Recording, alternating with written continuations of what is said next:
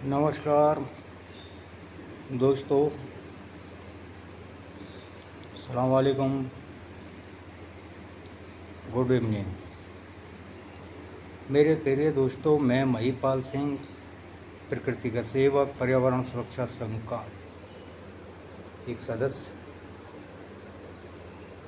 आज मैं जो बात करने वाला हूँ वो बात करने वाला हूँ प्रकृति के बारे में कि प्रकृति है क्या। मेरे प्रिय दोस्तों, प्रकृति का ऐसा व्यापक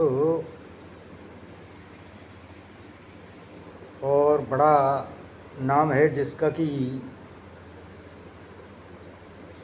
अगर जो मैं इसका वर्णन करना चाहूँ तो नहीं कर सकता। कि प्रकृति वो है जिसका ना आदि है ना अंत है। प्रकृति थी, उसके बाद ही सब कुछ हुआ,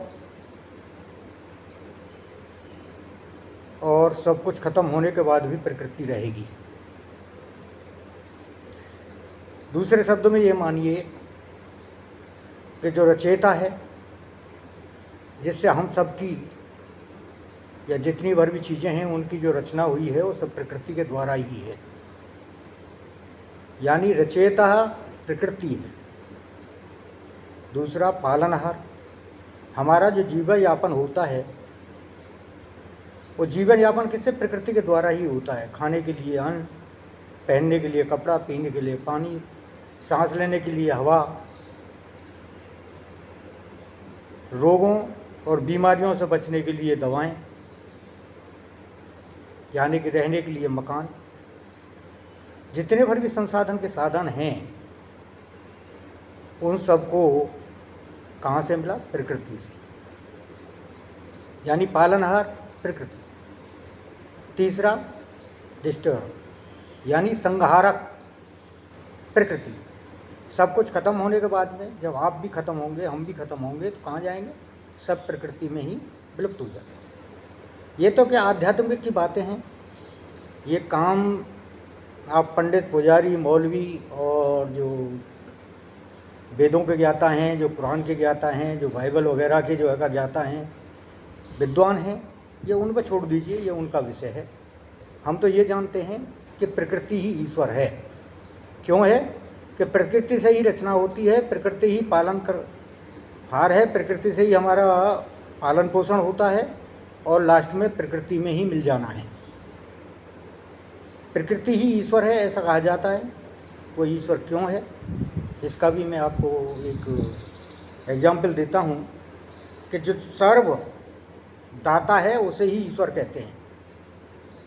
जो सर्वदाता है, जो आपको सब कुछ दे सकता है, उसे ईश्वर कहते हैं। जो आपको जन्म देता है वो इसे ईश्वर कहते हैं। जो आपका पालन करता है वो सी है। सब कुछ जो देता है वो भी प्रकृति के द्वारा ही है। और जो बाद में संहार डिस्टोर करता है, यानी कि आपकी संहार करता है, जो मृत्यु का देवता है, वो भी प्रकृति है। ये तीनों चीज़ें प्रकृति के अंदर आती हैं, इसलिए प्रकृति को ईश्वर कहा जाता है। एक छोटी सी डेफिनेशन में आपको प्रकृति बताता हूँ। The nature of the combination of 5 assets: soil, water, air, fire and space. ये जो पंच तत्व हैं, हिंदी में समझ लीजिए, प्रकृति एक पंच तत्व का समन्वय है। वो पंच तत्व हैं भूमि, गगन, वायु, अग्नि, नीर। ये जो पंच तत्व, इनमें से एक भी चीज़ का अगर जो खत्म कर दिया जाए, एक भी चीज़ को हटा दिया जाए, तो समझ लीजिए जीवन समाप्त हो जाएगा। इन पांचों तत्वों के आधार पर ही जीवन संभव है। और अगर जिनमें से कोई भी एक अवयव खत्म होता है तो प्रकृति खत्म मान लीजिए। प्रकृति खत्म नहीं मान लीजिए, मतलब जीवन समाप्त हो जाता है। प्रकृति तो ना कभी खत्म होगी और ना होने वाली। प्रकृति को भगवान जो शब्द है वह वैसे ही नहीं कहा है। हमारे पूर्वजों ने जो भगवान शब्द का जो है प्रचलन लाए है, वो रियल में क्या है? भगवान एक सूक्ष्म नाम दे दिया गया है, यानी कि शॉर्ट फॉर्म है। इसकी जो फुल फॉर्म है, भा से भूमि, गा से गगन, बा से वायु, आ से अग्नि और ना से नीर। प्रकृति का कोई धर्म, कोई जाति नहीं होती। प्रकृति किसी धर्म या जाति के सपोर्ट नहीं करती। क्योंकि उसकी नज़र में सब समान हैं। प्रकृति के अंदर समभाव है। वो हवा देने के लिए उसकी वायु में सभी सांस लेने की संपूर्ण और सबको अधिकार है। किसी के लिए उसने जो है का वांछित नहीं किया कि भाई मेरी हवा में जो है का हिंदू सांस लेगा या मुसलमान सांस लेगा, ईसाई सांस लेगा या सिख लेगा, ऐसा कोई नहीं है। ना कोई जाति है, किसी भी जाति के लिए प्रकृति को अलग से नहीं देती। तो प्रकृति सबका इष्ट है।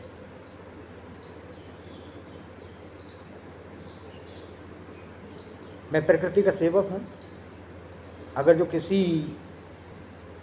पंडित, पुजारी, मुल्ला, मौलवी या पादरी या गुरु ग्रंथ साहब के फॉलो करने वाले लोग या अदर धर्म के जो है का जो ज्ञाता हैं या बौद्ध धर्म के जो है का मतलब पुजारी हैं, अगर जो किसी को मेरी बात से कोई बुराई लगती हो या ठेस पहुंचती हो, मैं उनसे क्षमा प्राप्ति हूँ, क्षमा चाहता हूँ। और अगर जो इससे भी उन्हें जो है का मतलब कोई ना हो तो मेरी वीडियो पे कमेंट डाल के मुझे गालियाँ भी दे सकते हैं, कमेंट कर सकते हैं कि मैं गलत कह रहा हूँ, ऐसा नहीं है, विरोध कर सकते हैं। और इससे भी ज़्यादा अगर जो किसी को आहत हो रहा हो कोई, तो मेरे ऊपर मुकदमा कर सकता है, खुली छूट है। लेकिन सीधा सिद्धांत है कि प्रकृति ही ईश्वर है तो है, कोई झुठला नहीं सकता। मेरे भाइयों, प्रकृति का आपने सभी रूप देखे हैं और देखते रहोगे। प्रकृति का एक नियम ये भी है कि प्रकृति सब्र करती है, मौका देती है, लेकिन माफ़ नहीं करेगी। सीधा सिद्धांत है। प्रकृति के विरुद्ध अगर जो कोई भी काम आप करते हो जिससे प्रकृति को नुकसान पहुंचता है, तो उसका खामियाजा आपको भुगतना पड़ेगा, साथ में और लोगों को भी भुगतना पड़ेगा। प्रकृति को नुकसान पहुंचाने की कोशिश न करें और प्रकृति को समझने की कोशिश करें। प्रकृति से प्रेम करें, जितना हो सकता है उतना कोशिश करें। प्रकृति को आपके पैसे की ज़रूरत नहीं, वो धन नहीं चाहेगी, आपसे कोई चीज़ नहीं चाहेगी। लेकिन एक बात ध्यान रखिए कि आप अगर जो ये चाहते हो, समझते हो कि भगवान का भंडारा कराएं और भंडारा कराने पे पत्तल थर्मोकोल की पत्तल ला के और लोगों को भंडार कराएं कि आप कहो कि ईश्वर की आप सेवा कर रहे हो, ईश्वर को खुश करने के लिए पूजा करवा रहे हो, तो वो व्यर्थ है। कि जो प्लास्टिक के गिलास और थर्मोकोल की पत्तल आप एनवायरनमेंट में डालने वाले हो, पर्यावरण में डालने वाले हो, उससे पर्यावरण दूषित होगा, यानी कि प्रकृति को ठेस पहुंचती है। और प्रकृति ही ईश्वर है। आप उसी को जो है एक तरफ तो उसे खुश करने की कोशिश करते हो, दूसरी तरफ करते हो, कहते हो कि जो है उसके ऊपर गंदगी फेंक रहे हो। दोनों संभव नहीं है। पूजा करिए, अर्चना करिए, नमाज पढ़िए, मस्जिद में जाइए, अपने धर्म का पालन करिए, लेकिन प्रकृति को नुकसान पहुंचाने की कोशिश मत करिए। जितना आप प्रकृति को नुकसान पहुंचाने की कोशिश करोगे, यदि आप किसी भगवान की, किसी हिंदू इष्ट की जो आप मानते हो, उसकी पूजा करते तो खुश नहीं होगा, उसका आशीर्वाद आपको प्राप्त नहीं होगा। मत करिए। ये तभी संभव है जबकि आप प्रकृति के नियम के तहत कर रहे हो। प्रकृति के नियम के विरुद्ध जिससे प्रकृति को ठेस पहुंचती है, अगर जो कर रहे हो तो करने की कोशिश मत करो। उसका आपका समय वक्त ही बर्बाद होगा, आपको कोई बेनिफिट नहीं होने वाला है। दूसरा, अगर जो आप अल्लाह की इबादत करते हो, अल्लाह की इबादत करते हो, करना चाहिए और बहुत अच्छी बात है। आप अपने धन के अनुसार करते हो, नमाज अदा करिए। जो अल्लाह रसूल के बनाए हुए नियम हैं, जो कुरान शरीफ में आपको जो है दिया गए हैं हिदायतें, उसके हिसाब से काम करिए। लेकिन प्रकृति प्रकृति को नुकसान पहुंचाने की कोशिश मत करना। अल्लाह खुश नहीं होगा अगर जो आप प्रकृति को नुकसान पहुंचाओगे और सोचोगे कि अल्लाह खुश हो जाए, आपको रहमत इनायत करे,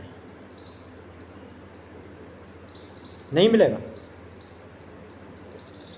कुछ हासिल नहीं होगा, अपना वक्त जाया करो। वही मैं क्रिश्चियनों से भी कहता हूँ, अगर जो आप क्रिश्चियन धर्म को मानते हो, चर्च आइए, मोमबत्ती जलाइए, जो आपके धर्म के अनुसार पूजा पाठ की विधि है, इबादत की, प्रेयर की जो विधि है, उसे अपनाइए, कीजिए, लेकिन ध्यान रखें प्रकृति का कहीं भी नुकसान न हो, प्रकृति के विरुद्ध कोई काम ना हो। अगर जो करोगे तो वहाँ जीसस खुश होने वाले नहीं हैं, उनसे कोई आपको आशीर्वाद नहीं मिलने वाला है। अपना वक्त जाया करो। प्रकृति सबके लिए है, प्रकृति किसी एक के लिए नहीं है। प्रकृति की नज़र में ना कोई छोटा है ना कोई बड़ा है, ना कोई अमीर है ना गरीब है, ना कोई हिंदू है ना मुसलमान है ना क्रिश्चियन है ना ईसाई है ना सिख है ना जैन है। पृथ्वी की नज़र में सब इंसान हैं, सब जीव समान हैं, सबको बराबर अधिकार है। प्रकृति ही वही एक ईश्वर है जिसको आप ढूंढ रहे हो। प्रकृति वही गॉड है, प्रकृति वही अल्लाह है, प्रकृति वही भगवान है जिसकी खोज में आप निरंतर चल रहे हो, निरंतर परेशान हो, उसकी खोज में लगे रहते हो। आप पहचानो तो सही, जानो तो सही, इससे प्रेम करके देखिए, प्रकृति से प्रेम करके देखिए, आपको शांति मिलेगी, सुख मिलेगा, हर वो चीज़ मिलेगी जिसकी आप कामना करते हो, रोगों से मुक्ति भी मिलेगी। लेकिन जो भी काम करें ध्यान रहे प्रकृति के विरुद्ध न हो। ठीक है भाइयों, आज बस इतना ही। ये जो बातें की मैंने प्रकृति से रिलेटेड की, अगली संबंधित थी, अगली जो आपको हम वीडियो भेजेंगे या बनाएंगे वो पर्यावरण से रिलेटेड होगी। पर्यावरण कितने तरह का है, कौन कौन से सोर्सेज हैं, पर्यावरण के लिए कौन जिम्मेदार है, इसके लिए बातें होंगी नेक्स्ट वीडियो में। ये मैं जानता हूँ कि आप लोग जगह मेरी वीडियो को इतना देखते नहीं हो, क्योंकि जिन चीज़ों से पॉजिटिव एनर्जी मिलती हो उन्हें कोई नहीं दिखता। नेगेटिव चीज़ों को ज़्यादा देखा जाता है, ज़्यादा पसंद किया जाता है। मेरा काम है आपके सामने अपनी बातें रखना, उनको स्वीकार करना या समझना वो आपकी इच्छा के ऊपर है। मैं अपना धर्म निभा रहा हूँ, अपना कर्म कर रहा हूँ।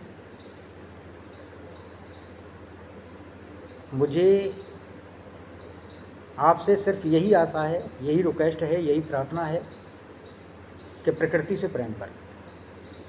बाकी मैं आपसे कुछ चाहता नहीं।